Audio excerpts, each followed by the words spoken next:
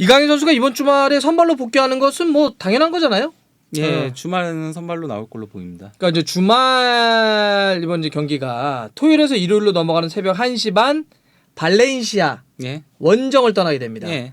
그러면은 이 발렌시아는 이강인 선수에게는 사실 좀 약간 좀 아픈 손가락 같은 느낌이지. 예. 어렸을 때부터 유스에서 크긴 했는데 여러 가지 이제 뭐 기회라든지 이런 문제 때문에 마요르카로 넘어왔는데 그 발렌시아에서도 아픈 손가락이죠, 이강인 선수가. 그렇지, 서로가. 왜냐하면은 실제 그 현지 보도들도 나오고 있으니까요. 잘 이강인을 키웠는데 그렇게 보내는 한 건 거는 아니었다. 예, 실수였다. 큰 실수였다. 이강인이 최고의 재능이라는 걸 알면서도 그렇죠. 예, 그런 얘기들이 나오고 있죠. 그래서 이제 이렇게 발렌시아를 만나게 되는데 많은 분들이 이제 처음에 궁금해하시거나 걱정하시는 건 근데 주중에 레알 소시에다드와 경기 때 왜 이강인 선수가 선발이 아니었죠? 왜 그때 한 69분인가? 예. 다니 빼고 이제 이강인 선수가 들어갔는데 이거 밀린 건가요? 근데 그거 아니잖아요. 절대 아니죠. 예. 이강인 선수가 원래 그 주말 세비야전 때도 독감이었다라고 하더라고요. 그 아기레 감독이 이제 경기 끝나고 기자회견에서 얘기를 했었거든요. 세비야전이 끝나고 나서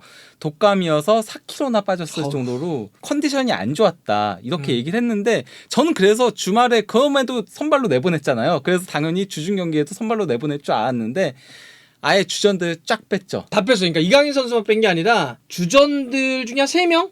예, 필드 플레이어 10명 중에 3명만 주전급이었고 그동안 썼던 선수들 쓰고 나머지는 그냥 싹 그동안 뭐 교체로 뛰거나 기회가 없었던 선수들을 준 겁니다. 왜냐하면 소시에다드가 강한 팀이기도 하고 네. 이게 주중 경기니까 안 되겠다 그렇죠. 싶어가지고 그다음에 이강인 선수 그 감기 때문에 안 좋았다는데 네. 굳이 선발로 넣어서 또 갈아 쓰면 안 되니까 전 그럼에도 이강인 선수 교체 출전시킨 거는 물론 뭐 스코어가 1대 0이었으니까 더 그럴 수밖에 없었지만은 그만큼 아기레 감독이 믿을 수 있는 공격 자원 자체도 이강인 선수 정도밖에 없다는 소리예요. 맞아, 그것도 맞아요. 왜냐면 4kg가 빠진 선수를 그냥 아예 안 보내려고 했겠죠. 진짜 어지간하면은 출전 안 시키려고 했을 거예요. 소시에다드가 만약에 일찌감치 2골 넣고 승부에 세기를 박았으면은 아예 안 넣었지. 이강인 안 넣었을 거예요. 근데 한 골 차니까 그래 승부수 넣어보자. 강인아 우차긴 너 네가 좀 고생해야지. 딱 이런 딱 교체였다라고 생각해요. 야, 근데 얼마나 알았으면 4kg가 빠졌을까? 그러니까요. 야. 근데 실제 딱 보니까 쏙 이렇게 들어갔어. 빠져 있더라고요. 네. 원래 이강인 선수 약간 좀 볼살이 있잖아요. 근데 이렇게 쏙 들어갔더라고요. 저도 8kg 뺐어요. 네. 네. 몸무게 빼는 게 쉽지 않은데. 갑자기 왜 본인 뺀 걸 왜 얘기하세요? 그래서 이강인 선수가 이번에 발렌시아의 원정 경기에 돌아오는 것은 뭐 여러분들 걱정 안 하셔도 된다. 예. 예. 근데 또 무리키도 돌아오죠. 예, 그렇죠. 사실 무리키가 그 징계 때문에 못 나올 때 어려움이 확실히 있더라고. 이강인 네. 선수가 혼자서 버티기에는 그러니까 무리키 놔둬놓고 이강인 선수를 세워놔야 둘이 네. 어떤 시너지가 나오는데 혼자는 혹은 압돈 프라치 같은 선수들 답답해 느려. 크로스를 올려도 받아먹을 선수가 없죠. 이강인 선수가 어쨌건 간에 이번 시즌은 왼쪽으로 많이 빠져가지고 크로스를 많이 올리잖아요. 근데 이번에도 그래서 그런 장면들이 나왔는데 받아먹는 선수가 없더라. 그래서 이번에 무리키도 이제 징계 끝나서 돌아오고 이강인 선수도 다시 선발 복귀하게 되면 그래도 좀 숨통은 좀 트인다. 근데 이게 마요르카가 되게 중요한 것이 최근에 어쨌든 결과적으로 4경기에서 승리가 없습니다. 1무 3패. 순위가 그래도 우리가 중위권 정도 버티고 있다라고 했는데 15위까지 내려가 버렸어요. 그리고 강등권하고의 승점 차가 이제는 2점밖에 나지 않죠. 저 라리가는 뭐 프리미어도 그렇지만 18위, 19위, 20위가 떨어지니까 15위면은 18위랑 붙었어요 지금. 그래서 되게 절박하다. 물론 그가 일정이 안 좋긴 했어요. 뭐 이 바르셀로나도 기간에 있었고, 세비야도 있었고, 그래서 일정이 안 좋긴 했었지만은 이제는 더 이상 물러설 수 없게 됐다가 되는 거죠. 발렌시아는 이번에 이제 감독이 가투소가 됐잖아요. 우리 여러분들 아시는 그 싸움딱 가투소가 됐는데 초반에는 조금 더 안 좋았어. 발렌시아에서 한 5라운드까지는 3패하고 막 그랬다고. 근데 최근에는 5경기 동안 2승 3무. 그래서 분위기를 살짝 좀 잡아가고 있다. 그래서 8위. 발렌시아는 8위 대 15위의 싸움입니다. 그리고 카바니가 골을 넣었다. 카바니. 맨유에 있었던 카바니. 카바니가 처음에는 나오지를 못했거든요. 나올 수가 없었죠. 애초에 그 부상을 계속 달고 있었고 맨유 시절에 막판에 그래서 거의 못 나왔었잖아요. 그래서 감각 문제도 있고 해가지고 나오지 못했었으나 이제는 골을 넣고 있다라는 거죠. 오케이. 근데 난 또 하나 얘기하고 싶은 게 뭐냐면 이 두 팀이 최근에 만나면 퇴장자가 많이 나왔어요. 그렇죠. 최근에 5번의 맞대결 중에 무려 4경기가 퇴장자가 발생을 했습니다. 예. 특히 최근 맞대결 3번은 다 퇴장자가 나왔는데 그 중에 이강인이 포함되어 있죠. 예. 지난 시즌 때 기억나요? 원정 갔을 때 그렇죠. 마요르카가 이강인 선수도 뛰었는데 예, 기억나죠. 옐로 2장 받은 거. 예. 근데 사실 그 특히 두 번째 그랬는데 바스. 예. 사실 약간 좀 흥분한 느낌이었어요. 예, 이강인 선수가. 그렇죠. 그러니까 그게 우리가 처음에 얘기했던 서로가 약간 아픈 손가락이잖아. 예. 이강인 선수도 의욕이 넘친 의욕이 넘치더라고. 내가 보여주고 싶어. 거기다가 이제 선제골을 도움을 올리기도 했었거든요. 그래서 마요르카가 대열을 잡는 줄 알았어요. 2대 0으로 앞서 나갔었거든요. 맞아요.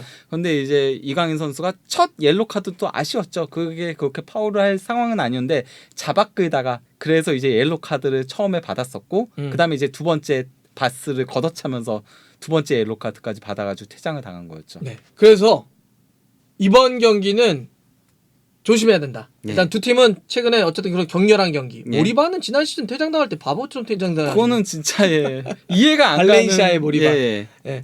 그 바르셀로나 출신이죠. 예. 근데 이제 이렇게 했는데 서로가 조심을 해야 되는데 이강인 선수는 특히나 좀 더 누르자. 그런데 난 지난 시즌에 이강인 선수의 멘탈 관리와 이번 시즌 이강인 선수의 멘탈 관리는 달라졌어. 예. 지난 시즌은 사실 막 쫓겼잖아 마요르카에서도. 그래서 내가 뭔가 빨리 존재감을 특히나 내 친정팀을 상대로 뭔가 보여야 된다는 게 강했는데 지금은 꾸준하게 뛰고 있기 때문에 뭐 그런 걱정은 안 하지만 그래도 여하튼 조금은 더 좀 누르고 하자 이런 경기일수록 그냥 올 시즌 보여주는 것처럼 그냥 한만 해도 충분히 할 수 있다 이런 생각이 좀 들고요. 자 그러면 전체적으로는 어때요? 발렌시아하고 마요르카하고. 발렌시아가 주중 그 세비야전에는 5-4-1 포메이션을 들고 나왔었거든요. 근데 이게 원래 포메이션은 아니에요. 원래는 그러니까 이 팀은 4-3-3이나 4-2-3-1을 주로 쓰거든요. 어허. 예, 그러니까 그 세비야 원정이기도 하고 주중 경기이기도 하고 하다 보니까 조금 더 여기도 로테이션을 돌리면서 그리고 수비적으로 좀 지키는 경기를 했던 건데요. 원래는 그렇게 플레이는 하지 않는데요. 이 팀에서 일단 뭐 주목해야 될 선수는 카바니는 확실히 클래스는 클래스입니다. 처음에 못 나왔었다고 했잖아요. 최근 3경기에 3골 1도움을 올리고 있습니다. 그래. 그러면서 3경기 연속 공격 포인트를 올리고 있어요. 클래스는 영원해. 그런 게 있어요. 그리고 카바니가 잘해버리면은 이게 우루과이를 상대해야 되는 우리나라 입장에서도 좀 부담스럽긴 하죠. 우루과이 이거 왜 그래 요새? 아니 막 미들 봐. 발베르데 미쳐버려가지고 벤탄쿠르 막 베시노 막 그러다가 막 여하튼 그리고 이 팀에는 이강인 선수와 이제 유스 시절부터 같이 뛰었던 선수들이 여럿이 있죠. 가장 이제 대표적인 선수가 기아문이거든요. 저 선수가 원래는 센터백이었어요. 그쵸. 원래 센터백이었는데 수비형 미드필더로 가투소 감독 밑에서 보직을 변경해가지고 굉장히 잘해주면서 도움도 한때 막 이강인 선수랑 도움 공동 1위 달릴 정도로 포변한 선수고 좋은 활약을 펼치면서 스페인 대표팀까지 승선을 했어요. 최근에는. 폼이 좋네. 예. 마요르카는 주전들이 다 복귀한다고 봐야 되겠죠? 그냥 우리가 알고 있는 그냥 그 형태 크게 달라지는 않을 것 같은데. 그렇다고 봐야죠. 자 그러면 근데 저는 조금 은디아에를 이제는 좀 중용을 해야 되지 않을까. 지난번 로테이션 돌릴 때 공격적으로 나왔는데 잘하더라고. 그러니까 그 소시에다드전에서 굉장히 활발하게 움직이면서 뭐 골도 한번 넣었는데 그게 파울 앞선에서의 파울 장면으로 이제 취소가 되기도 했었고 그 이후에도 상당히 위협적인 장면들을 많이 만들어냈거든요. 그럼 무리키와 이강인은 그냥 디폴트 값으로 선발일 거고. 거기에 이제 은디아이는 누구 대신에? 산체스 대신에. 산체스 대신에. 은디아이를 쓰는 게 맞지 않을까. 왜냐면은 그래야지 조금 마요르카 공격이 조금 더 옵션이 하나가 추가가 될 것 같거든요. 어떤 옵션? 무리키는 장신, 그리고 이강인은 킥, 그리고 드리블러.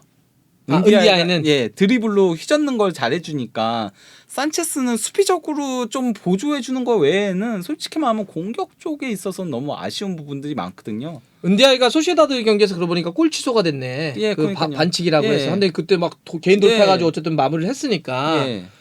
근데 한 명이 더 있긴 있어야 돼. 너무 무리키하고 이강인만 있으니까 이제는 상대가 있죠. 알아. 이거를 너무 읽혔어. 근데 한두 명이 또 다른 옵션을 보여줘야 분산되지. 그런 점에서 은디아이를 좀 중요히 보는 건 어떠냐? 좋아요. 자 그러면 발렌시아와 마요르카.